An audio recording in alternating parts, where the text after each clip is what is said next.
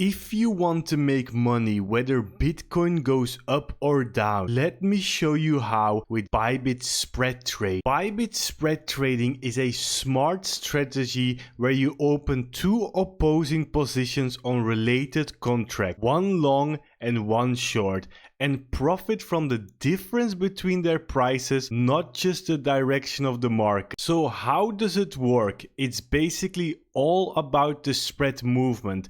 If the spread gets bigger, meaning the price gap increases, and you've placed your legs correctly, you're in profit. If the spread shrinks and you've bet on it closing, that's your win. So what makes spread trading so powerful is it's not about guessing where Bitcoin or other coins will go next. It's about understanding the relationship between two contracts and capitalizing on the movement between them. So let me show you right now how you can start spread trading on Bybit to make some serious money. So the first thing you of course have to have is a Bybit account. If you don't have a Bybit account, just go to the top of the description of this video and sign up with my referral link, which gives you great benefits. But if you have a Bybit account already, it's really easy. From the home page, all you have to do is go to trade and then go to the bottom to spread trading. Once you're at spread trading, you will see at the top 3 different coins you can spread trade on: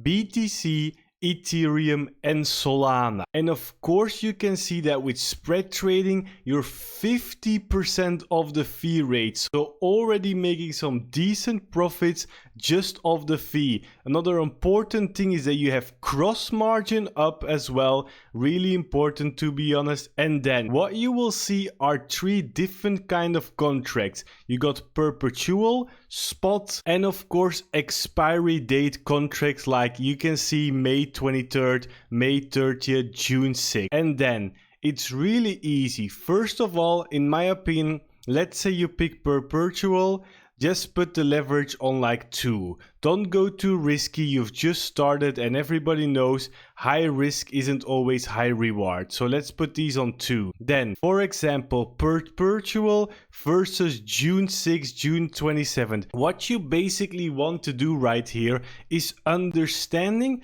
if the market, let's say between perpetual and June 6 will get more bullish about the price or more bearish. Because let's click on this one, for example, buy. So right now, if you see on the preview, if you would buy right now, you're betting on that the gap is getting bigger. So basically between today and June 6th, let's say on June 1st, the market will get more bullish. So everybody will think that by June 6th, the price will go much higher. And then what will happen is that the gap between the prices increases and you can make basically profit of the differences in gap. So let's see on the order book, people are selling and buying for like around 300. Let's say by June 1st or maybe May 29th, this gap is like 600, double. Then you make profit on the 300 difference. The opposing side is the sell. So basically where the gap between them reduces or gets smaller. This actually happens when people think it's more bearish. So let's say now people are like betting on 300. But by then, by June 1st, June 2nd, but before this date of June 6th, this is really important because when June 6th arrives, this will just close because it expires on June 6th. So this means that you want to bet that people are going to get more bearish between now and then, and this gap goes to like 100 or maybe 0, and then you will benefit on the 300 in between. So basically what you're doing is betting against that people are going to get more euphoric or more bearish. But of course when sentiment stays the same, you're not losing anything. You're maybe paying some funding rates, but you're not actually losing money. So in my opinion, it's always better just pick a site which is not too close, so you have time for news, bad news or bullish news to happen, and then just go. Like June 27th, let's say we're on perpetual 2x and we think that Bitcoin is actually gonna get more bullish. So between now and then more bullish, because we're almost at all-time high right now. If we break all-time high, maybe people might get more bullish. So from here, all we do is go to the order book. As you can see, there's two options, limit or market. You can always put market. So let's say we're gonna do 0.001 BTC, which is like $110. As you can see, because people are selling at 720, it will probably go to 720.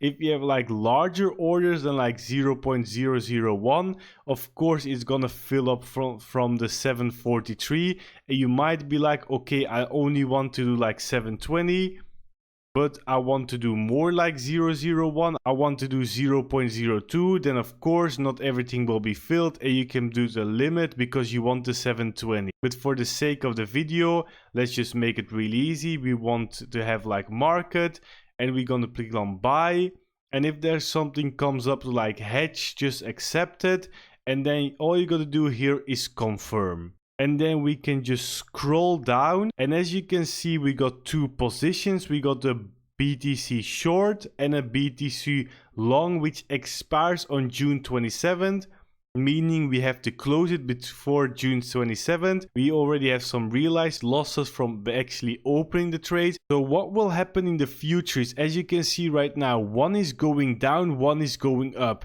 But what you want to see, of course, is this one being more up than that one being down.